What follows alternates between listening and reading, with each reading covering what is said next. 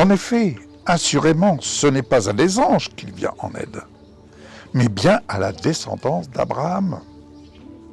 Par conséquent, il devait devenir semblable en tout à ses frères afin d'être un grand prêtre rempli de compassion et fidèle dans le service de Dieu, pour faire l'expiation des péchés du peuple. En effet, comme il a souffert lui-même lorsqu'il a été tenté, il peut secourir ceux qui sont tentés. Il peut vous secourir, vous qui seriez tentés. Colossiens 3, versets 1 à 3, nous exhorte. Si donc vous êtes ressuscités avec Christ, recherchez les choses d'en haut, où Christ est assis à la droite de Dieu. Attachez-vous aux réalités d'en haut et non à celles qui sont sur la terre. En effet, vous avez connu la mort, et votre vie est cachée avec Christ en Dieu. C'est là que nous vivons réellement et que nous apprenons à voir d'en haut ce qui se passe sur cette terre qui est sous la puissance des ténèbres. Nous en sommes sortis par la foi en Jésus-Christ. C'est ainsi que approchez-vous de Christ, la pierre vivante rejetée par les hommes, mais choisie et précieuse devant Dieu. Et vous-même, en tant que pierre vivante, laissez-vous édifier, laissez-vous façonner dans l'esprit pour former une maison spirituelle, un groupe de prêtres saints afin d'offrir des sacrifices spirituels que Dieu peut accepter par Jésus-Christ. En effet, il est dit dans l'Écriture, « Je mets dans Sion une pierre angulaire, choisie, précieuse. Celui qui croit en elle n'en aura jamais honte. » C'est un honneur pour nous qui avons été rachetés, délivrés, d'être ainsi vus par le Père dans la projection de son Fils glorifié. Quant à ceux qui désobéissent, la pierre rejetée par ceux qui construisaient est devenue la pierre angulaire. Elle est aussi une pierre qui fait obstacle et un rocher propre à faire trébucher. On accepte ou on n'accepte pas. On croit ou on ne croit pas. C'est un libre choix. Dieu est un grand démocrate, vous savez. Ils s'y heurtent parce qu'ils désobéissent à la parole et c'est à cela qu'ils ont été destinés. Ce que je disais à mes bien-aimés en salle Zoom, vous savez, il y a des lois divines auxquelles nous ne pouvons pas échapper. Il y a des lois divines auxquelles les nations ne peuvent pas échapper.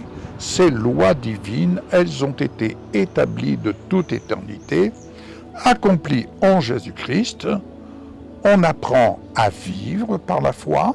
Quand je dis on apprend, ça veut dire que nous apprenons à vivre la discipline de vie, tout comme un sportif. Il apprend à vivre sa discipline, à exercer sa discipline. Eh bien, on apprend à exercer notre discipline. Et ça, c'est un apprentissage. Lorsqu'on est de nouveau, que nous mettons en pratique, eh bien, je mets encore en pratique, j'apprends encore et j'apprendrai toujours. D'ailleurs, quand on n'apprend plus, c'est qu'on n'est plus là. Vous, au contraire, vous êtes un peuple choisi, oui. Des prêtres royaux, une nation sainte, un peuple racheté, afin de proclamer les louanges de celui qui vous a appelé des ténèbres à sa merveilleuse lumière. Vous qui autrefois n'étiez pas un peuple, vous êtes maintenant le peuple de Dieu. Vous qui n'aviez pas obtenu compassion, vous avez maintenant obtenu compassion. Première épître de Pierre, chapitre 2, versets 4 à 10. Relisez cela. Alléluia. C'est d'elle, l'Église de Christ, que je suis devenu le serviteur comme beaucoup d'autres et comme vous-même, vous êtes appelés à être serviteurs, servantes, conformément à la charge que Dieu nous confie, pour annoncer pleinement la parole de Dieu, le mystère caché de tout temps et à toute génération, mais révélé maintenant à ses saints, oui, parce qu'en Jésus-Christ glorifié, il a fait de nous, de vous et de moi, un royaume de sacrificateurs. Un royaume de sacrificateurs. Alléluia. En effet, Dieu a voulu leur faire connaître la glorieuse richesse de ce mystère parmi les non-juifs, c'est-à-dire Christ en vous, l'espérance de la gloire. On en revient, la foi, l'espérance, l'amour. La foi en action nous conduit sur la voie de l'espérance jusqu'à ce que nous touchions l'amour du Père, jusqu'à ce que nous fusionnons avec l'amour du Père. C'est ce que Pierre a vécu. Tue et mange. Oh non, Seigneur, non, non, non, non, non, non. Je n'ai jamais rien mangé de souillé ni d'impur. Ce que j'ai déclaré pur, ne le regarde pas comme impur. Dieu a tant aimé le monde qu'il a donné son Fils. Autrement dit, Dieu voit le monde comme étant purifié désormais par le sang de Jésus, mais nous, chrétiens, il faut faire une distinction entre le péché et le pécheur, entre le contenu et le contenant. Oui, le contenant, le pécheur, qui est dans l'ignorance de ce que le sang de Jésus le purifie de tout péché. Ainsi, nous devons faire une distinction entre le pécheur, le rebelle, quel qu'il soit, qui est dans l'ignorance du plan de Dieu, qui est dans l'ignorance de ce que Dieu a accompli dans l'œuvre de son Fils pour son salut. Il ignore que le sang de Jésus le purifie et il marche selon sa propre nature. Mais attention de ne pas tomber dans le jugement du pécheur. Il faut discerner, faire la distinction. On peut haïr le péché, l'iniquité, mais attention, Dieu aime le pécheur, c'est sa création. C'est sa création, parce qu'il a donné son Fils pour ce pécheur. Oui, qu'il soit en prison, que ce soit des prostituées. Oui, Dieu les aime. Il n'aime pas le contenu, mais il aime le contenant. Le pécheur, la pécheresse, ne l'oublions pas. Et je m'adresse certainement à vous, qui vivez dans ce qui ne vous convient pas.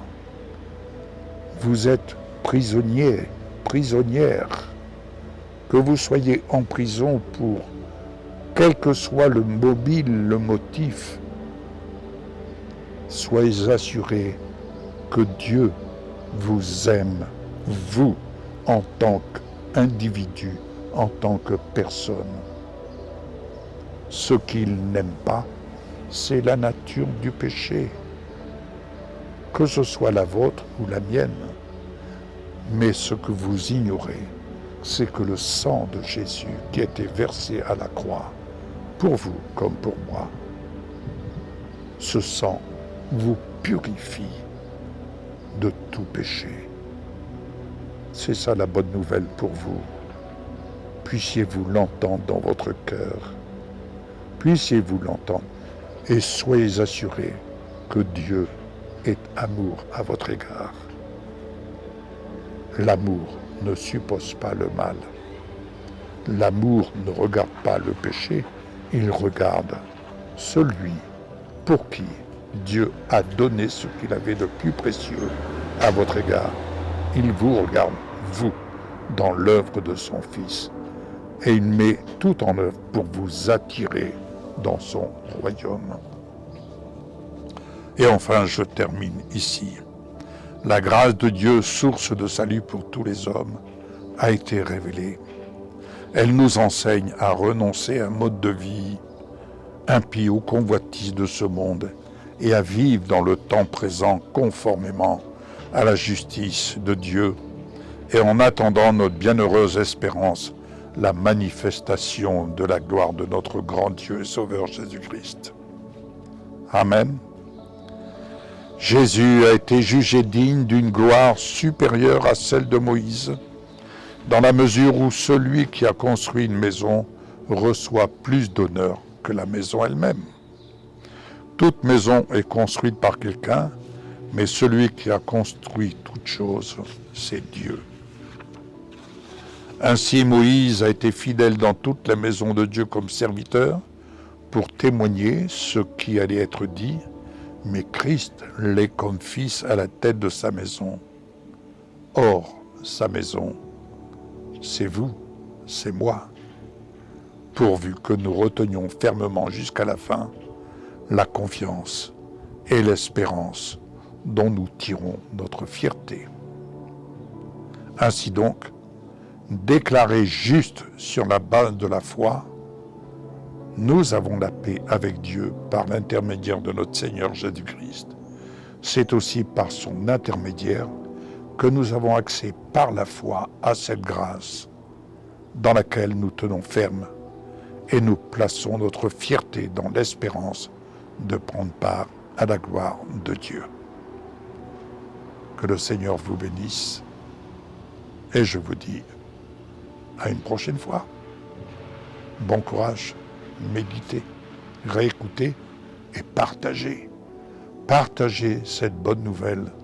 Oui, partagez aux pécheurs cette bonne nouvelle. Dieu les a tant aimés et il les aime tant. Ne regardez pas au contenu, mais au contraire partagez afin que le contenu de la grâce de Dieu puisse se déverser en eux. Amen. À bientôt.